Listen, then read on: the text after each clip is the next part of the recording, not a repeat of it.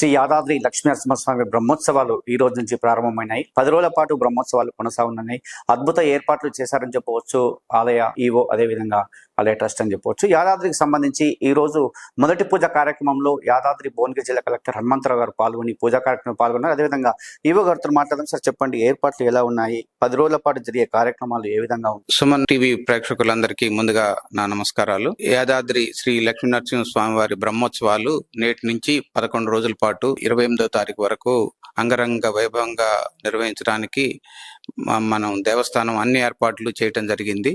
భక్తులకి అన్ని సౌకర్యాలు సమకూర్చి భక్తులందరూ పెద్ద ఎత్తున ఎటువంటి ఇబ్బందులు లేకుండా బ్రహ్మోత్సవాలను వీక్షించే విధంగా అన్ని చర్యలు చేపట్టడం జరిగింది. ప్రధానంగా చూసుకున్నట్లయితే కళ్యాణం కావచ్చు, ఎదుర్కోలు కావచ్చు, రథోత్సవం సంబంధించి 3 కూడా చాలా పెద్ద ఈవెంట్ సంబంధించి ఎట్లాంటి ఏర్పాటు చేస్తే, ఎందుకంటే తెలంగాణ రాష్ట్రంలో ప్రసిద్ధ పుణ్యక్షేత్రమైన యాదగిరిగుట్టకు అత్యధికంగా భక్తులు వస్తుంటారు. అదేవిధంగా వివిఐపీల తాకిడి ఎక్కువ ఉంటుంది కదా సార్. మరి కళ్యాణోత్సవానికి ఎంతమందిని ఆహ్వానించారు, మరి ఏ విధంగా? ఈ కళ్యాణానికి 25వ తారీఖున ఈ కళ్యాణం జరపడం జరుగుతుంది.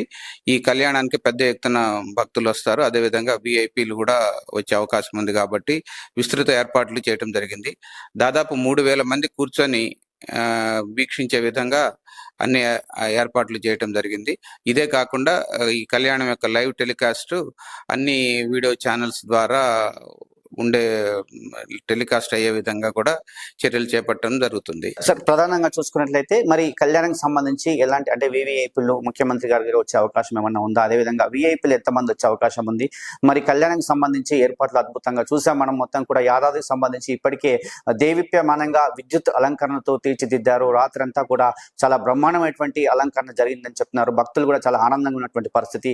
మరి ప్రధానంగా ప్రతి భక్తుడికి దర్శన భాగ్యం కల్పించే విధంగా ఈ 10 రోజులు ఏర్పాటు చేశారు కదా. కళ్యాణం రోజు మాత్రం ఎలాంటి విఐపీలు వచ్చే అవకాశం ఉంది? కళ్యాణానికి మనం ముఖ్యమంత్రి గారిని, గవర్నర్ గారిని ఈ బ్రహ్మోత్సవాలన్నిటికీ ఆహ్వానించడం జరిగింది.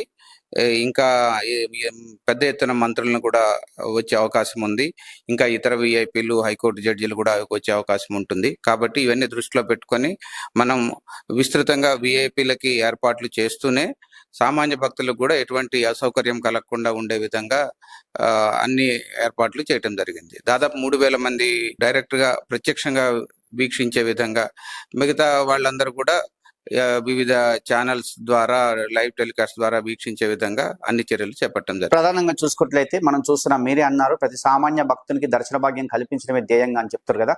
మరి ఈ 10 రోజుల పాటు కూడా వివిధ కైంకర్యాలని ఆపివేసి కొన్ని కార్యక్రమాలు మాత్రమే, అంటే స్వామివారి బ్రహ్మోత్సవాలకు సంబంధించి చేస్తారు కదా సార్. ప్రధానంగా ప్రతి భక్తునికి దర్శన భాగ్యం కల్పించే విధంగా కార్యక్రమాలు ఉన్నాయా సార్? ఈ ఆర్జిత సేవలు మాత్రమే రద్దు చేయడం జరిగింది. దర్శనం మాత్రం యథాతథంగా ప్రతిరోజు కొనసాగుతూ ఉంటుంది. తర్వాత ఈ స్వామివారి బ్రహ్మోత్సవాల్లో కొన్ని కార్యక్రమాలు ఖచ్చితంగా దేవస్థానం వారు స్వామివారికి చేయాల్సిన, అర్చక స్వాముల వారు చేయాల్సింది ఉంది. ఆ కార్యక్రమాల గురించే మనము ఈ మిగతా ఆర్జిత సేవలను రద్దు చేయడం జరిగింది. అంతేగాని ఉచిత దర్శనం కానీ, శీఘ్ర దర్శనం కానీ, ఈ బ్రేక్ దర్శనం కానీ ప్రతిరోజు కంటిన్యూ అవుతుంటాయి. తర్వాత కొన్ని సేవలు మాత్రమే మనం నిలిపివేయడం జరిగింది. దర్శనాలు మాత్రం ఉచిత దర్శనం ప్రతిరోజు కూడా మనము అవకాశం మేరకు భక్తులందరికీ కల్పించడం జరుగుతుంది. సార్, పోలీసు శాఖ ఎంతమంది తీసుకునే అవకాశం ఉంది? అదేవిధంగా ఎంతమంది ఉద్యోగస్తులు పాల్గొనే అవకాశం ఉంది? ఇంకేమైనా సిబ్బంది పెంచే అవకాశం ఉంది? ఎందుకంటే భక్తుల తాకిడి ఎక్కువగా ఉంటుంది. కళ్యాణం కావచ్చు, రథోత్సవం కావచ్చు, ఎదుర్కోలు కావచ్చు, ఈ 3 కూడా పెద్ద ఈవెంట్స్ కాబట్టి వీటికి సంబంధించి ఎంతమంది సిబ్బంది పాల్గొనే అవకాశం ఉంది? అదేవిధంగా పోలీస్ శాఖ ఎంతమంది వచ్చే అవకాశం ఉంది? నిన్ననే జిల్లా కలెక్టర్ గారు కోఆర్డినేషన్ మీటింగ్ పెట్టారు. పోలీసు, ఆర్టీసీ, వివిధ జిల్లా స్థాయి యంత్రాంగం మొత్తం కూడా దాంట్లో పార్టిసిపేట్ అయింది. జిల్లా కలెక్టర్ గారు, జిల్లా ఎస్పీ గారు పెద్ద ఎత్తున ఈ కార్యక్రమాలని చాలా వైభవపేతంగా నిర్వహించడానికి, చాలా పకడ్బందీగా నిర్వహించడానికి అనేక ఏర్పాట్లు చేస్తున్నారు. పోలీసులు కూడా దాదాపు 1000 మంది పైన పోలీసులు మనకి ఇక్కడ బందోబస్తు వచ్చే అవకాశం ఉంది. తర్వాత ఎస్పీఎఫ్ కూడా మన దగ్గర ఉన్నటువంటి స్థానిక సెక్యూరిటీ కల్పించేటువంటి Telangana state special protection force కూడా ఎక్కువ మందిని ఇంకా ఇక్కడ డిప్లాయ్ చేసిన వాళ్ళే కాకుండా ఇంకా అధిక సంఖ్యలో పూర్తి స్థాయి భద్రత కల్పించడానికి వాళ్ళకు కూడా మనం కోరటం జరిగింది. వాళ్ళు కూడా దానికి అంగీకరించారు.